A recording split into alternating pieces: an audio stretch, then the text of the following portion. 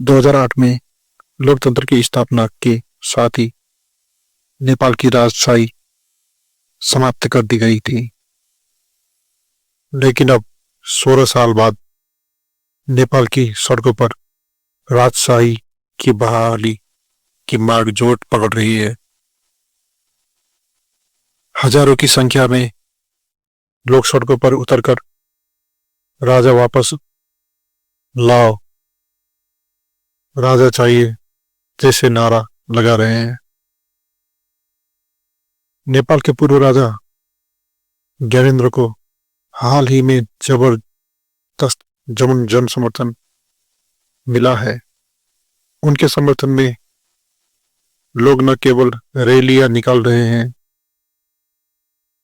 बल्कि कई शहरों में उनका भव्य स्वागत भी किया जा रहा है।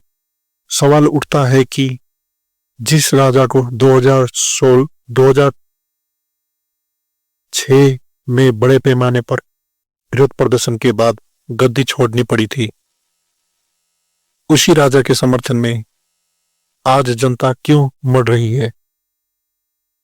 इसके जवाब के लिए हमें थोड़ा पीछे जाना होगा।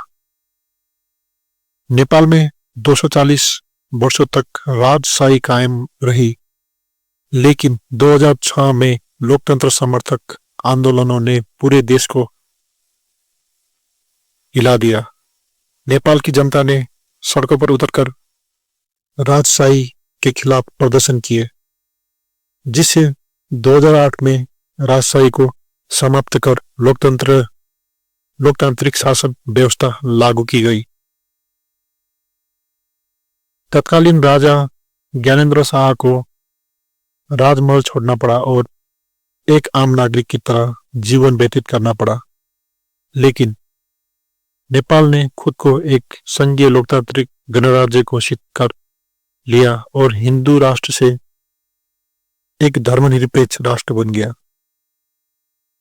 लेकिन इसके बाद नेपाल में राजनीतिक अस्थिरता का लंबा दौर चला।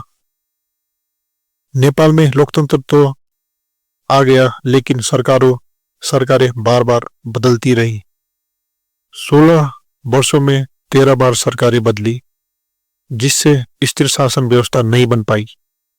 सरकारें भ्रष्टाचार, बेरोजगारी और आर्थिक संकट को दूर करने में असफल रही। नेपाल की आर्थिक स्थिति लगातार गिरती चली गई। महंगाई और बेरोजगारी ने लोगों की मुश्किलें बढ़ा दी। ऐसे में जनता को लगा कि राजशाही के दौर में नेपाल की स्थिति कहीं बेहतर थी। नेपाल के लोग अब सवाल उठा रहे हैं कि क्या लोकतंत्र ने वाकई हमें बेहतर जीवन दिया है? नेपाल की जनता का एक बड़ा वर्ग अब यह मानने लगा है कि राजशाही के समय नेपाल की अर्थव्यवस्था ज्यादा मजबूत थी, भ्रष्टाचार कम था और शासन व्यवस्था स्थिर थी। लोगों का मानना है कि राजशाही के दौरान नेपाल में सुरक्षा, स्थिरता और विकास था, लेकिन लोकतंत्र आने के बाद राजनीतिक अस्थिरता और भ्रष्टाचार ने देश को कमजोर कर बना दिया। इसी वजह से नेपाल में आज राजशाही के वापसी के मार्ग तेजी से बढ़ रही है। नेपाल में हुए इस विरोध प्रदर्शन के दौरान एक दिलचस्प नजारा देखने को मिला। प्रदर्शनकारियों ने उत्तर प्रदेश के मुख्यमंत्री योगी आदित्यनाथ के पोस्टर भी लहराए। दरअसल योगी आदित्यनाथ का नेपाल से गहरा संबंध रहा है। गोरखा समुदाय और गोरचपीठ का नेपाल के राज परिवार से पुराना नाता है। नेपाल के पूर्व राजा ज्ञानेन्द्र शाह इस साल जनवरी में उत्तर प्रदेश आए थे और योगी आदित्यनाथ से मुलाकात की थी। इस मुलाकात के बाद अब नेपाल में उनके समर्थकों द्वारा योगी आदित्यनाथ का पोस्टर लहराना कई राजनीतिक संकेत दे रहा है। इसे लेकर नेपाल के प्रधानमंत्री केपी शर्मा ओली ने भी नाराजगी जताई है। नेपाल के वर्तमान प्रधानमंत्री केपी शर्मा ओली ने साफ कहा है कि अब नेपाल में राजशाही के वापसी की कोई संभावना नहीं है, लेकिन सड़कों पर उमड़ रही भीड़ कुछ और ही कहानी कह रही है। नेपाल के कुछ विश्लेषकों का मानना है कि यह सिर्फ एक भावनात्मक लहर है, जबकि कुछ लोगों का मानना है कि अगर नेपाल में हालात ऐसे ही बने रहे तो आने वाले वर्षों में कोई बड़ा राजनीतिक परिवर्तन हो सकता है। नेपाल की राजनीति में यह घटनाक्रम भारत और चीन दोनों के लिए अहम है।